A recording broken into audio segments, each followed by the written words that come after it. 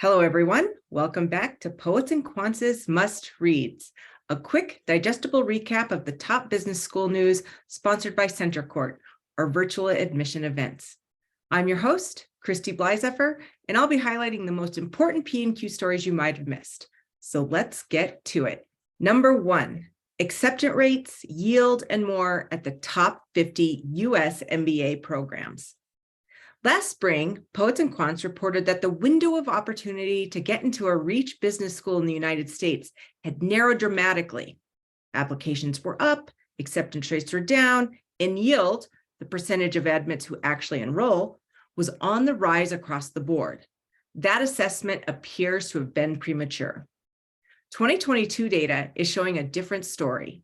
At the elite B schools of the top 50 U.S. MBA programs, acceptance rates have climbed, meaning more applicants are gaining admissions even as class sizes have shrunk. These elite schools, including all of the M7, where applications plummeted in the 2021-2022 cycle, responded by admitting significantly more applicants, watching their yields slip as more of those applicants enjoyed the luxury of choosing other schools. Many lower-ranked schools, however, saw the opposite in 2022. They decreased their acceptance rates in 2022, and in some cases dramatically. You can find all the acceptance rate, yield, and other important data points in our full analysis now in our news tab. Number 2, the new shorter GRE, less than 2 hours long. If the makers of standardized tests for business school admissions played poker, the GRE just said, I see you and I raise you. The educational testing service, the administrator of the graduate record exam, announced this week that it is nearly cutting the time to take its test in half to less than 2 hours and will make the revamped exam available to test takers by September 28th.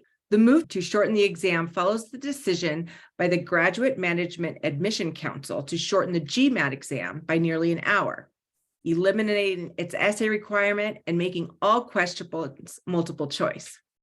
GMAT made its announcement nearly 3 months earlier in March, but now the new GMAT Focus Edition test won't be available until the fourth quarter of this year, and prospective students can't even register until August 29th. You can find all of the new details about the GRE changes on our homepage. Number 3, a B school with a sustainability mindset, the P&Q interview of Cornell's business school deans.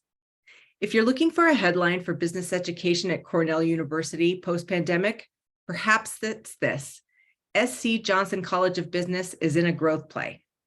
In the last 2 years, the student body has grown just shy of 20% across the college's 3 schools: the undergraduate Charles H. Dyson School of Applied Economics and Management, the Nolan School of Hotel Administration, and the Samuel Curtis Johnson Graduate School of Management.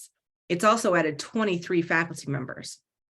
Poets and Quants recently sat down with Andrew Cardoli, Dean of Cornell's SC Johnson College of Business, and Vishal Gar, the newly named Dean of SC Johnson Graduate School of Management.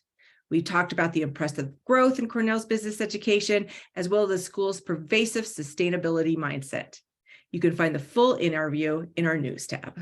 Number 4, our weekly roundup of news you can use. No matter where you are in your MBA journey, we bring several helpful stories to you this week. First up, how not to bomb your Harvard MBA interview.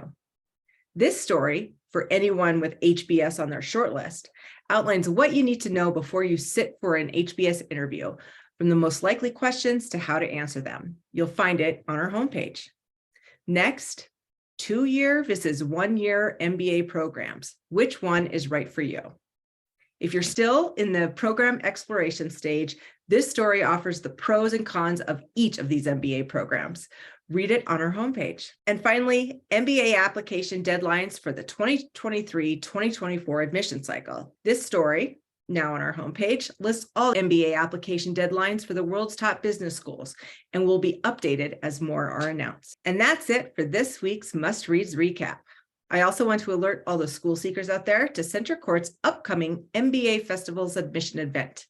In these virtual panels, you'll hear from our admission gurus and career experts from leading business schools around the world.